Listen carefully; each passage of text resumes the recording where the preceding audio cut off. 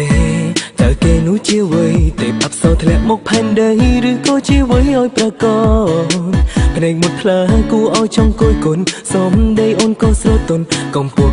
ក៏សំនឹងខ្ញុំដែរប្រាប់បានទេ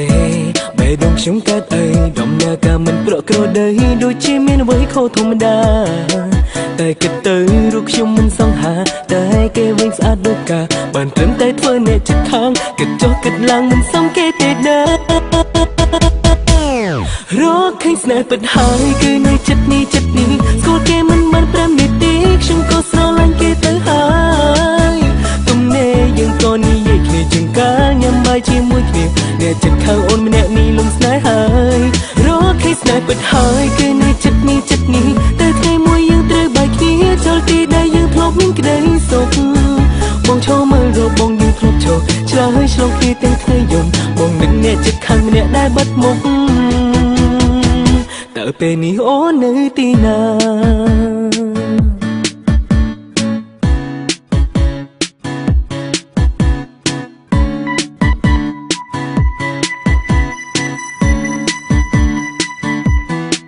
ប្រាប់បានទេបេះដូងខ្ញុំកើតអីដំណើរការមិនប្រក្រតីដូចជាមានអ្វីខុសធម្មតាតែគិតទៅរូបខ្ញុំមិនសង្ហាតែគេវិញស្អាតដូចកាបានត្រឹមតែធ្វើអ្នកចិត្តខាងគិតចុះគិតឡើងមិនសមគេទេដែររកឃើញស្នេហ៍ពិតហើយគឺនៅចិត្តនេះស្គាល់គេមិនបាន5នាទីខ្ញុំក៏ស្រឡាញ់គេទៅហើយទំនេរយើងក៏និយាយគ្នាជាងការញ៉ាំបាយជាមួយគ្នាអ្នកចិត្តខាងអូនម្នាក់នេះលំស្នេហ៍ហើយរកឃើញស្នេហ៍ពិតហើយគឺនៅចិត្តនេះតែថ្ងៃមួយយើងត្រូវបែកគ្នាចូលទីដែលយើងធ្លាប់មានក្តីសុខ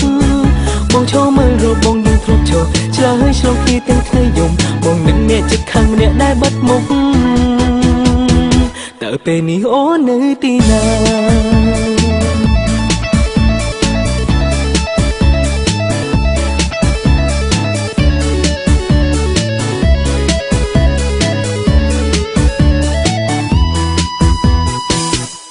រកឃើញស្នេហ៍ពិតហើយគឺនៅចិត្តនេះស្គាល់គេមិន